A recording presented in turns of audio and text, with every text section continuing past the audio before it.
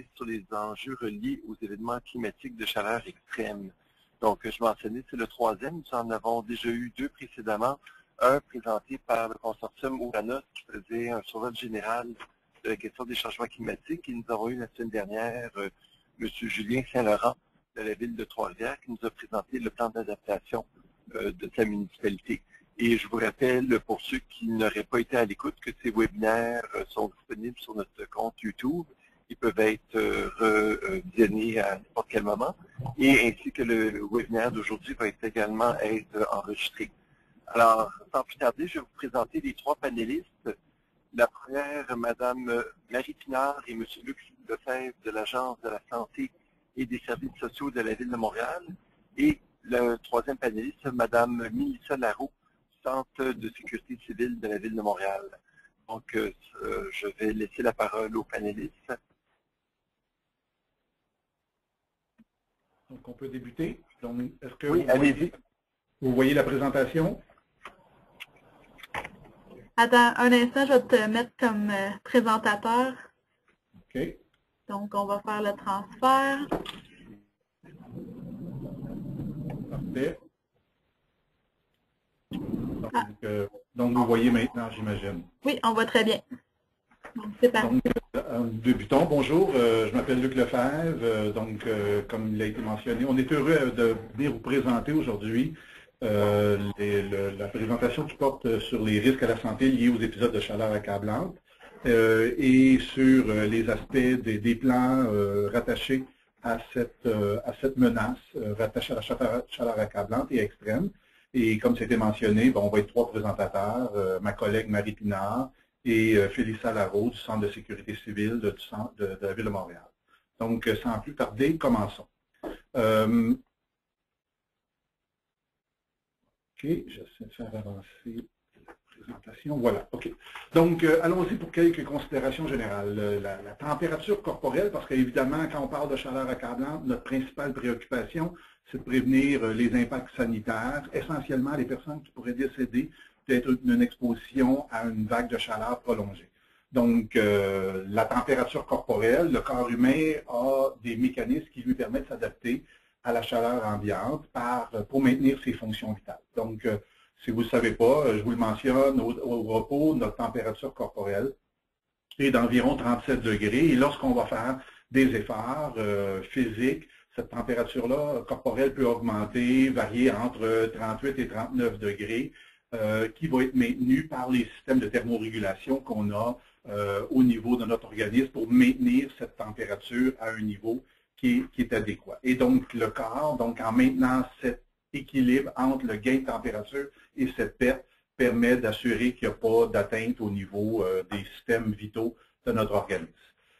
Comment va se faire ces mécanismes de régulation de la température corporelle? Essentiellement, la grande partie de cette perte de température ou de maintien de température va se faire par l'évaporation, la sudation, 75%, un certain pourcentage par la respiration, par la convection, donc le vent qui va passer à la périphérie du corps pour permettre le transfert de température. Essentiellement, c'est les grands mécanismes qui permettent au corps de maintenir sa température corporelle à un bon niveau. Si on résume globalement le volet physiologique, évidemment, comme la sudation est un gros facteur, on va avoir donc un transport important de flux sanguin vers les parties cutanées, donc une vasodilatation qui va se présenter pour permettre cet échange de température, cette sudation. Et généralement, il va en découler, lorsqu'on est exposé sur des longues périodes de temps ou à des très fortes températures, un stress physiologique qui peut en découler, essentiellement chez les personnes qui vont être atteintes d'une augmentation de la température corporelle. On va voir apparaître une diminution de cette tension corporelle qui va résulter par cette perte importante de liquide et qui va en résulter une augmentation, généralement, sans qu'on s'en rende compte, mais une augmentation par compensation au niveau cardiaque, augmentation de la fréquence cardiaque, augmentation de la fréquence respiratoire, puis il va découler un certain nombre d'effets, des effets directs ou indirects. Les effets directs, éruption cutanée, fatigue, crampes, syncope, épuisement, coup de chaleur, et indirects, exacerbation des maladies cardiovasculaires, cardio-respiratoires, thrombose, insuffisance rénale, donc des atteintes, chez les personnes qui ont déjà des problèmes de santé autres. Il y a des facteurs prédisposants. Le facteur principal, le facteur âge, chez les personnes âgées, ces mécanismes de thermorégulation sont moins bien adaptés ou en tout cas réagissent moins bien, donc la chaleur a plus d'impact chez ces personnes. Un autre facteur extrêmement important, c'est l'absence de période d'acclimatation. Donc une période de chaleur accablante et extrême qui survient dès les premières journées de l'été va avoir plus d'impact qu'une période qui survient en fin d'été parce que les gens ont eu tranquillement la chance de s'adapter, de s'acclimater à cette augmentation graduelle des températures. L'autre facteur prédisposant, c'est la déshydratation, donc le manque d'apport d'aliments ou d'eau ou l'utilisation de diurétiques, des problèmes particuliers, problèmes intestinaux, l'utilisation, la consommation d'alcool qui vont entraîner une déshydratation chez les personnes qui sont exposées. L'excès de poids est également un facteur prédisposant. Fatigue, problèmes de sommeil, le port excessif de vêtements, les exercices physiques intenses vont être aussi des facteurs qui vont venir jouer sur ce contrôle de la température interne des personnes qui vont être exposées. Ce qui fait qu'à travers les éléments que je viens de vous mentionner très rapidement, ça nous a permis de définir les populations qui pourraient être à risque lorsque des vagues de chaleur vont survenir. Donc, essentiellement, ce sont des personnes âgées qu'on qualifie de plus de 65 ans, qui vivent dans des milieux non climatisés. Évidemment, dès que la personne vit dans un milieu climatisé, le facteur de risque vient de disparaître et donc cette personne-là ne devient plus à risque. Les personnes qui vont souffrir de maladies chroniques, comme on le mentionnait précédemment, cardiovasculaires, cérébrovasculaires, respiratoires, rénales, neurologiques, diabète. Les personnes qui vont présenter des problématiques de santé mentale et les personnes qui vivant seules ou en perte d'autonomie sont aussi des personnes qui sont à risque. Les personnes vivant dans des îlots de chaleur urbains, les nourrissons, les tout-petits, qu'on appelle généralement les 0-4 ans, les travailleurs et les sportifs qui ont des activités physiques exigeantes et les patients avec maladies fébriles aiguës. Donc ça constitue le quart des populations qui sont à risque lorsque une vague de chaleur accablante ou extrême va se présenter. Et là, les prochaines diapos que je vous présente, essentiellement, c'est pour présenter quelques cas majeurs qui sont survenus dans le passé pour démontrer que ces vagues de chaleur peuvent avoir des conséquences, pas juste théoriques, mais en réalité réelles. Et le cas de Chicago en 1995 démontre un de ces événements. Donc, il y a eu dans cette vague de chaleur une surmortalité de 739 décès. Il y a eu des débordements au niveau des salles d'urgence. Il y a eu des transports ambulanciers qui n'ont pas pu être affectés à ces activités en raison du manque de véhicules et de l'augmentation des appels. Il y a eu des activités municipales qui ont été mises en place dans ce contexte-là pour pouvoir faire des jeux d'eau en utilisant les bonnes fontaines. Ce que ça a entraîné, c'est une baisse de pression du réseau d'eau potable et ça a obligé les instances de santé publique d'émettre des avis d'ébullition. Donc, c'est le genre de choses qu'on veut éviter dans une vague de chaleur, d'avoir à faire bouillir de l'eau pour protéger les populations. Évidemment, l'événement le plus marquant au niveau mondial sur les vagues de chaleur, c'est l'événement qui a touché l'Europe, mais plus particulièrement la France, à l'été 2003. Et cette vague de chaleur a duré 10 jours, dont 9 jours consécutifs qui ont dépassé 35 degrés. Et il y a eu une surmortalité de près de 15 000 personnes dans cette période. On a observé donc une augmentation de 60% de la mortalité par rapport à ce qui était la mortalité attendue ou normalement qu'on aurait dû voir pendant cette période. La ville de Paris a eu une surmortalité aussi élevée, de l'ordre de plus de 1000 décès, donc 80% sont survenus sur une période de 3 jours, où on a compté 929 décès dans la fin de la période de chaleur qui est survenue. Montréal aussi a eu une vague de chaleur. Il y en a eu plusieurs dans le passé, quelques-unes dans le passé qui nous ont permis, et puis vous allez voir tantôt, je vais en décrire un petit peu plus en détail, nous ont permis, mais la vague de 2010 est une vague de 5 jours, entre le 6 et le 11 juillet. Durant cette période-là, il y a eu 346 décès qui ont été enregistrés, mais de l'analyse épidémiologique qui a été réalisée, on a identifié 106 décès qui pouvaient être probablement ou possiblement liés à cette vague de chaleur. 93 de ces décès étaient survenus dans la communauté, ça veut dire qu'il y a des décès dans les domiciles ou dans des résidences, et 13 sont survenus dans des établissements du réseau de la santé, donc des CH, des centres hospitaliers ou des centres de soins de longue durée. Ce qui nous a amené à développer, donc suite à 2003, on avait une étude qu'on a faite au niveau des données historiques météo de notre région et ça nous a permis de regarder les données météorologiques sur une période d'une vingtaine d'années et de regarder les données sanitaires puis tenter de déterminer quels étaient les critères à partir duquel, lorsque la température rejoignait cette valeur, qu'on avait un excès de mortalité au niveau populationnel. Et ces critères nous ont permis de définir ce que je vais vous présenter maintenant, les différentes phases du plan de mesures d'urgence qui ont été produits pour la première fois au niveau montréalais en 2004. Donc, cette année, ce qu'on vous présente, c'est le résultat de 10 ans d'évolution à travers ce plan qui nous donne la couleur de 2014. Avant d'aller plus loin, décrivons, j'utilise deux termes depuis tantôt. Peut-être que vous percevez que c'est des synonymes, ce n'est pas le cas. J'utilise chaleur accablante, chaleur extrême. C'est deux termes différents. Chaleur accablante, c'est un critère qui est intermédiaire, qui est associé directement aux avis émis par Environnement Canada. Environnement Canada va émettre des avertissements de chaleur lorsqu'il prévoit que la température de l'air va atteindre 30 degrés Celsius et un facteur humidex de 40. Dès que ces critères sont prévus ou atteints, Environnement Canada émet un avertissement de chaleur accablante que nous, on va utiliser et donc ça devient un critère à l'intérieur de notre plan. Généralement, à ce critère, bien que les gens peuvent être exposés, peuvent être indisposés par la chaleur, on ne voit pas d'impact sanitaire. Donc, on ne verra pas d'augmentation de la mortalité à ces niveaux par rapport à ce qui est normal. Le critère de chaleur extrême, c'est le niveau à partir duquel, là, on va voir une augmentation d'impact sanitaire et ce critère est basé sur les facteurs météorologiques, donc 3 journées consécutives ou plus avec une température moyenne minimale d'au moins 20 degrés et une température maximale d'au moins 33 degrés ou 2 nuits consécutives avec une température supérieure à 25 degrés. Lorsqu'on atteint ces critères, on voit une augmentation de l'impact sanitaire, donc de la mortalité au niveau de la population. Notre plan est basé sur différents critères d'intervention, donc un niveau veille saisonnière qu'on est actuellement dedans.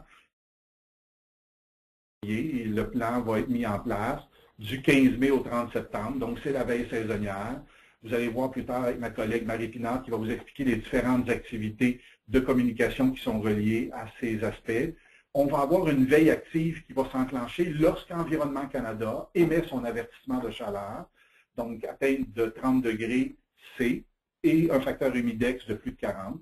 Et puis, on va passer en phase d'alerte et c'est là qu'on arrive près du volet mesures d'urgence, lorsque la prévision d'Environnement Canada prévoit une vague de chaleur qui va atteindre nos critères de chaleur extrême, donc 3 journées consécutives avec une température minimale de 20 et maximale d'un minimum de 33. À partir du moment où ces critères-là sont prévus, on va passer au niveau alerte, au niveau de la région, au niveau de l'ensemble de nos partenaires. Et Félissa Larreau du Centre de sécurité civile va vous expliquer un peu les éléments qui sont mis en place. Et puis, évidemment, lorsque les critères sont rencontrés, on va passer au niveau intervention. Donc, ça veut dire soit les critères météo sont en place, mais en même temps, on va suivre les indicateurs sanitaires. Évidemment, nos critères ont été basés sur une revue historique des données qu'on a croisées entre météorologie et santé, mais toutefois, on ne veut pas juste attendre l'arrivée du critère pour enclencher le plan. Donc, si on voyait un excès des indicateurs sanitaires, on pourrait enclencher même avant l'atteinte de ces critères. À titre d'image, c'est peut-être pas très visuel, mais ça vous montre, on a un système de surveillance des données santé sur différents paramètres et ces données sont colligées de façon quotidienne et nous indiquent pour chacun des critères qu'on voit apparaître ici. Et il y en a plusieurs autres pages, nous indiquent la valeur observée pour la journée, une flèche qui nous présente est-ce qu'on est en hausse, est-ce qu'on est en baisse par la journée précédente et par rapport aux 7 derniers jours. Et de là, on est capable de cliquer et de voir les données en fonction de chacun de ces paramètres pour voir s'il y a une augmentation. Si on voyait une augmentation sans atteindre des critères, on enclencherait le plan de mesures d'urgence. Je passe la parole dès maintenant à Félissa Larreau du Centre de sécurité civile pour le volet municipal. Merci Luc. Alors bonjour tout le monde. Donc moi je travaille pour dans le fond la municipalité. On travaille en collaboration là, avec l'agence de santé les partenaires ici pour l'activation du plan d'urgence. Et je vais vous présenter, dans le fond, les actions principales, là, la mobilisation qui se fait au niveau du plan d'intervention chaleur extrême pour la Ville de Montréal. D'abord, un bilan des événements. Comme disait Luc, on a plusieurs événements. Ça fait longtemps que le plan est en marche. Puis depuis 2010, en fait, à chaque année, on a activé le plan. Des fois, c'était parce qu'on était seulement vraiment sur le bord des indicateurs. Des fois, comme en 2010, il y a eu des impacts importants quand même dans la population. Puis à chacune des fois qu'on a activé le plan, on a fait des ajustements qui nous ont permis de faire des apprentissages puis de vraiment peaufiner les actions qu'on mettait en place à la Ville. En 2010, on a ouvert des halles climatisées dans chacun des arrondissements et des villiers. Ça veut dire 33 sur tout notre territoire de l'agglomération. On faisait des transports dans les autobus de la STM. C'était des halles qui étaient ouvertes à toute la population. Le transport s'effectue pour les personnes vulnérables. Puis on a fait aussi du porte-à-porte. La mobilisation s'est terminée abruptement par un orage violent. Et puis les opérations de porte-à-porte étaient en cours. Donc, en 2011, on a fait des revues, dans le fond, à tous ces événements-là, à toutes ces opérations. Et on a eu aussi une longue période de chaleur du 14 juillet au 22 juillet. Puis, mais les prévisions qu'on suivait, dans le fond, ont été dépassées. Donc, on est entré directement en intervention sans passer par le mode alerte qui nous donne un 3 jours, en fait, pour savoir. Donc, on a démarré le porte-à-porte alors que les températures étaient à la baisse parce qu'on avait atteint nos critères de façon abrupte. Puis, ça a un peu mal passé, là, autant dans la population que les gens viennent après qu'il fasse chaud, dans le fond, cogner à leur porte. Donc, en 2011, on a adapté le plan. Ce qu'on voulait faire, c'est maintenant, il y avait plusieurs apprentissages qu'on avait faits. De un, les halles climatisées qu'on avait ouvertes pour la population, en fait, ils n'étaient pas visités là, par les gens qui préféraient aller dans des endroits climatisés où il y avait d'autres activités à faire. Donc maintenant, on mise vraiment plus sur l'ouverture de lieux publics climatisés, c'est-à-dire des bibliothèques, des maisons de la culture, tout centre où les gens peuvent aller se rafraîchir pendant la journée, mais qui ont aussi, dans le fond, qui sont quotidiennement utilisés là, par ces personnes-là. Ce qu'on fait, c'est qu'on prolonge souvent les heures d'ouverture. On va prolonger aussi les heures d'ouverture des centres aquatiques, des lieux de rafraîchissement, des jeux d'eau, tout ça.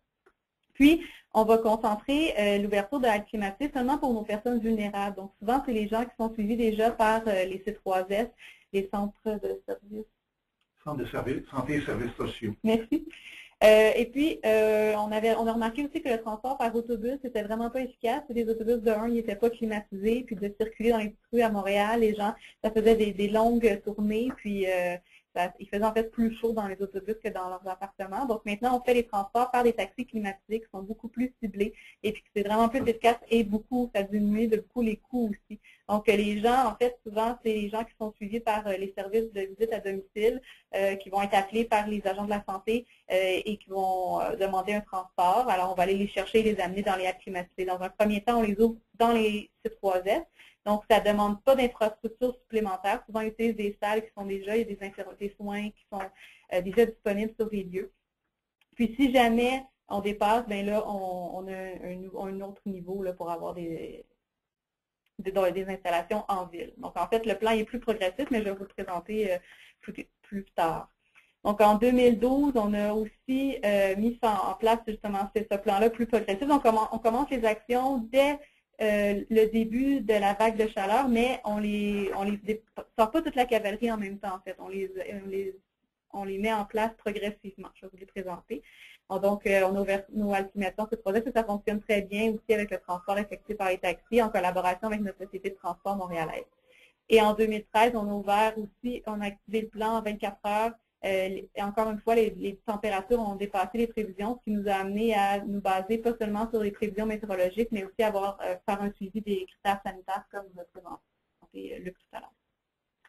Donc, les activités du plan chaleur, d'abord, une stratégie de communication dès le début de la vague de chaleur faite par la santé publique qui va vous être présentée plus en détail. Puis, on axe beaucoup sur les appels à la solidarité. Donc, prenez des nouvelles de vos proches parce que c'est beaucoup l'isolement dans les événements passés aussi qui fait que les gens vont souffrir de la chaleur puis avoir des impacts, mais s'ils sont en contact avec quelqu'un, donc il y a plus de chances qu'ils prennent des ressources appropriées. On prolonge, comme j'ai mentionné, les heures de service des installations aquatiques, des lieux publics climatisés, très tôt aussi dans la vague de chaleur. Et on fait de la distribution d'eau aux itinérants en collaboration avec les organismes communautaires et d'intervention terrain. Ensuite, on ouvre aussi, comme je disais, des haltes climatisées pour la clientèle vulnérable dans les C3S. Et quand les C3S sont débordés, on ouvre dans les villes et arrondissements. Puis on fait les transports pour cette clientèle vulnérable-là en collaboration avec la STM. On a aussi un service d'avis à la communauté qu'on peut utiliser dans les secteurs plus vulnérables qu'on a ciblés. Puis, il y a des opérations de porte-à-porte encore qui peuvent être faites. Et en dernier lieu, il y a aussi dans notre plan la gestion des décès en cas de surmortalité dans le réseau de la santé, dans la ville. Donc, on a le plan de la ville suit en fait le plan de la mission santé. Ici, dans le tableau, vous avez deux colonnes. La première, c'est les niveaux de mobilisation de la mission santé que vous a présenté Luc, avec les critères, les indicateurs pour le déclenchement. L'Organisation de sécurité civile de l'agglomération de Montréal est décalée toujours un peu avec ça. Dans le fond, eux, ils commencent la veille saisonnière. Nous, on est encore en mode normal, on n'est pas en mesure d'urgence. Quand il y a une alerte pour eux, c'est-à-dire qu'il y a une prévision de 3 jours consécutifs, nous, on passe en mode veille. Puis quand ils sont en mode intervention, nous, on passe en mode alerte. Puis nous, le déclenchement, avant, on passait automatiquement 24 heures plus tard à l'intervention, mais maintenant, en fait, c'est vraiment l'évaluation des indicateurs sanitaires terrain qui font faire qu'on va passer au mode intervention. Donc, à ce stade-là, on dépend moins des critères vraiment météo, mais plutôt vraiment terrain. Ça, c'est la carte avec toutes les haltes climatisées dont je vous parlais. Les points verts, c'est les haltes en C3S. Donc, la première année, on en avait ouvert dans chacun des arrondissements et des villiers que vous voyez sur cette carte-là. Maintenant, on fonctionne par territoire de C3S. Donc, les arrondissements et les villes doivent vraiment faire des ententes pour s'entendre. Bon, ben, dans ce territoire-là, c'est moi qui vais ouvrir la halte climatisée si jamais les C3S sont débordés.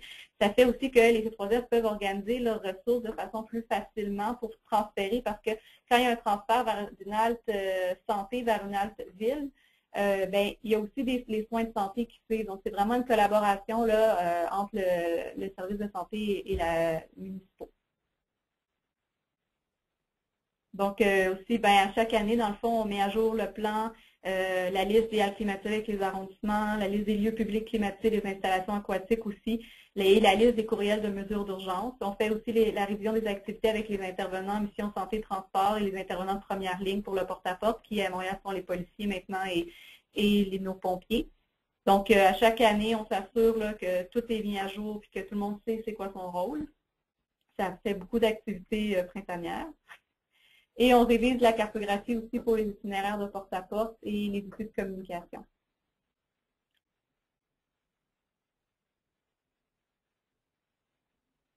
J'ai pas mon tableau. Donc, en fait, les indices, ben, je vais juste regarder rapidement si... OK. Je vais revenir sur les activités. En fait, ce qui est important, ce que je veux juste mentionner, c'est qu'on le fait de façon progressive.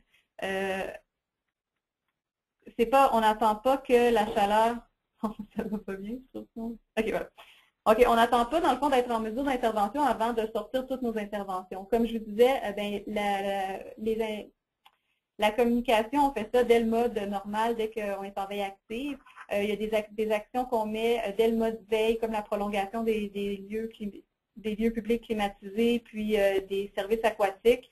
En alerte, on commence déjà les transports aussi vers les C3S.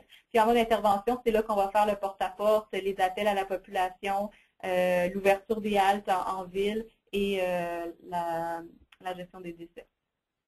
C'est juste ça que je voulais mentionner. Donc maintenant, comment on choisit où on va faire le porte-à-porte? Bien sûr, on n'a pas les capacités de le faire partout dans la ville. Donc, on a utilisé, en fonction des critères de vulnérabilité de la santé, un indice, dans le fond, de vulnérabilité à la chaleur à Montréal. C'est sûr que la santé, tous les critères qui sont plus maladies chroniques et que les gens sont déjà suivis par les médecins ou qu'ils font partie justement des clientèles de visite à domicile, sont déjà connus par la santé. Nous, ce qu'on cherche à faire, c'est d'aller chercher les gens qui sont absents de ce réseau-là, dans le fond, d'aller voir où il y a des plus grandes concentrations pour pouvoir aller faire un peu, dans le fond, de la recherche et sauvetage, puis aussi de trouver les gens pour les intégrer dans notre système de suivi plus serré. Ce qu'on regarde, donc, c'est pas vraiment les critères spécifiques là, aux individus, mais plus sociodémographiques. Donc, on regarde, il y en a un critère, c'est la proportion de personnes âgées de 65 ans et plus qui vivent seules. Ça, c'est quelque chose qu'on détermine avec les statistiques du recensement Statistique Canada. Et il y a un indice de défavorisation qu'on utilise au Québec, qui est l'indice de Raymond et Pampalon, qui tient en compte autant la défavorisation matérielle que sociale. Donc, il y a plusieurs indicateurs, autant l'instruction, l'emploi, les gens qui sont séparés, divorcés. Donc, on regarde, dans le fond, les gens qui ont le moins de ressources pour aller, dans le fond, visiter les lieux où il y a le plus de chances de trouver des populations vulnérables. Puis, notre troisième facteur, c'est la température. Donc, c'est à partir d'une image satellite de température qu'on va déterminer où il y a nos îlots de chaleur sont situés dans la ville. Puis, les endroits où ces trois critères-là, donc, se complètent ou sont présents, c'est là où on va aller faire nos interventions en premier lieu. Donc, vous voyez, c'est quand même assez chirurgical là, en fonction des moyens, mais toutes les places en rouge, c'est là où on va aller visiter. Ça représente environ 15 000 portes à visiter pour nos pompiers, nos policiers, puis ils sont capables de le faire en 1 ou 2 journées avec les outils qu'on leur a donnés. Ça représente quand même bien là, nos populations vulnérables sur le territoire. C'est quand même assez bien réparti. Comme on voit, l'ouest de l'île est beaucoup moins vulnérable. Puis, on a aussi une priorité B, dans le fond, qu'on pourrait utiliser dans un deuxième cas, là, si la vague de chaleur perdure, qui est, à ce moment-là, on ne tient pas vraiment compte de l'îlot de chaleur, de la température, mais plutôt de nos deux autres critères, parce qu'on tient compte qu'il fait chaud depuis longtemps pour tout le monde. Et puis là, on passe là, à un beaucoup plus important territoire, qui représente environ 50 000 portes à aller cogner. Donc, plus sur plusieurs jours. On a le choix aussi de revisiter les priorités A ou revisiter les endroits où on n'a pas eu de réponse. Et puis, c'est sûr que c'est quand même pas beaucoup de personnes qu'on va voir. C'est sûr qu'on en échappe quand même, mais le message qui est lancé aussi à la population à ce moment-là est très important. On dit si les pompiers, les policiers sortent sur le terrain pour aller voir si les gens ont besoin d'aide, bien, ça redonne le message au public de vérifier si leurs proches, leurs voisins vont bien, puis on insiste beaucoup là-dessus. Les pompiers peuvent soit transférer les gens faire une demande de transport vers des haltes climatisées, parce que la première chose qu'on recommande là, dans le plan chaleur, c'est de passer 2-3 heures dans un lieu frais pour pouvoir reposer son corps dans le fond de sa lutte contre la chaleur. Je vais vous présenter rapidement les outils qu'on a développés là, pour ces opérations de porte-à-porte-là. Donc, vous voyez, on a une carte là, avec les secteurs qui sont très bien délimités, où on fait souvent les deux côtés de la rue, d'un côté à l'autre, pour ne pas non plus couper en plein milieu d'une rue. Puis, en rouge sont les secteurs où les policiers, les pompiers vont passer, en bleu les policiers. Puis, on a ici donc les rues à faire avec les intersections. Puis, à chaque porte, ils doivent rentrer les actions qu'ils ont entreprises, le numéro de l'appartement, s'il n'y avait pas de réponse, si on fait une demande de transport, si on référé la personne vers les services de santé ou si on porté secours ou appelé le 911. Voilà, ça fait le tour. Si vous avez des questions à la fin de la période, ça va me faire plaisir de répondre. Merci beaucoup.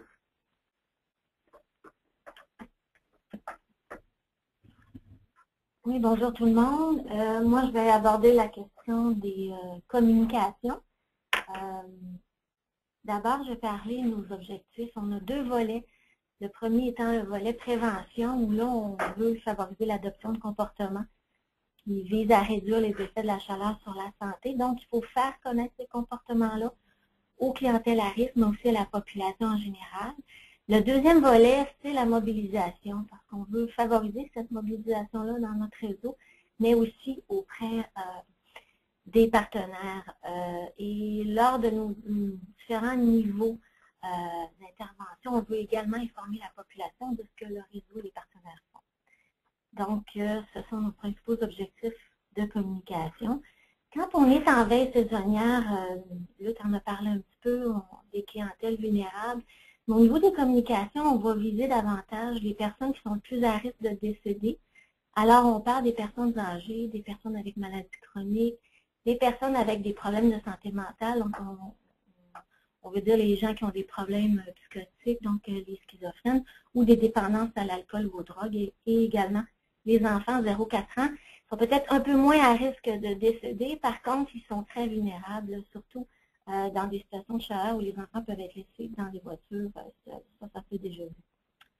Alors, nos messages principaux, je pense qu'on en a parlé un peu, c'est de passer quelques heures à l'air climatisé, de boire beaucoup d'eau sans attendre d'avoir soif, de réduire également les efforts physiques. Ça, c'est surtout pour les personnes âgées où on veut qu'ils demeurent dans des endroits frais, qu'ils ne bougent pas trop pour éviter de se mettre leur corps à une intensité trop élevée. Les enfants 0-4 ans, on va demander à ce qu'ils boivent plus souvent et surtout de ne jamais les laisser seuls dans une voiture. Vous voyez ici, on a notre campagne d'éducation qui s'adresse aux adultes qui sont à risque. Et on a des cartons d'information, des affiches, ça c'est disponible dans toutes les régions du Québec. Nous, on a pris ces outils-là et on est en train en fait de traduire le contenu en plusieurs langues parce que sur l'île de Montréal, on a quand même une clientèle multiethnique. Donc, on a également des affiches pour la clientèle adulte qu'on diffuse à travers le réseau de la santé, mais également le réseau des partenaires qui sont les arrondissements, les organismes communautaires. Et puis pour les enfants, on parle des CPE, des garderies. En termes de diffusion pour la veille saisonnière, donc on a toujours nos activités qui vont durer toute la durée. Donc, du 15 août au 30 septembre, on a notre campagne d'éducation, on a nos pages web. Et pour la veille saisonnière, c'est sûr qu'au début, on va annoncer au réseau de la santé et aux partenaires, bon, qu'on débute notre veille saisonnière. Souvent, on va envoyer le plan régional. On va également envoyer à nos C3S, dès le début de la saison, un communiqué de type avec les principaux messages pour qu'eux puissent les envoyer dans leurs hebdos respectifs et également les diffuser dans leur communication interne. Et cette année aussi, on va avoir un communiqué Été en santé qui reprend plusieurs messages qui visent la prévention durant la saison estivale, mais ça va être une mini-campagne qui va utiliser plusieurs médias, mais on va rappeler à travers cette campagne-là, ce communiqué-là, les messages de prévention pour la chaleur et naturellement, on répond aux demandes d'entrevue. Donc, nos messages de prévention en veille active, quand on entre en avertissement de chaleur, on rappelle toujours les mesures de prévention et les groupes cibles. On met un accent plus spécifique sur les messages de solidarité là, dont Félissa parlait tout à l'heure. Prenez des nouvelles de vos proches qui sont à risque. Vous pouvez les accompagner dans un endroit climatisé s'ils ont besoin, surveiller de près les jeunes enfants. Et on donne toujours les renseignements, en fait, les ressources où trouver des informations sur la santé. Donc, on a Info Santé professionnelle de la santé ou l'urgence 911. On a également nos messages de mobilisation. Les messages de mobilisation nous sont demandés par les médias lorsque dans une année, par exemple, l'année précédente, on a eu plusieurs décès ou en tout cas on a eu des épisodes. Ils vont nous demander qu'est-ce que vous faites cette année. Alors nous, ce qu'on dit, c'est sûr qu'en veille active, on n'atteint pas nos critères, mais on suit la situation. Nos indicateurs socio-sanitaires sont normaux. Par contre, si l'avertissement dure plusieurs jours, ce qui peut arriver, on déploie progressivement des mesures dans les établissements. Donc, on va surveiller la clientèle vulnérable, on va faire des petites tournées sur les étages. Alors, c'est juste pour montrer qu'on suit la situation de près. Nos activités de communication, les canaux de diffusion sont une mission de communiqué régional, surtout lors des premiers avertissements, comme on disait tout à l'heure. En début de saison, c'est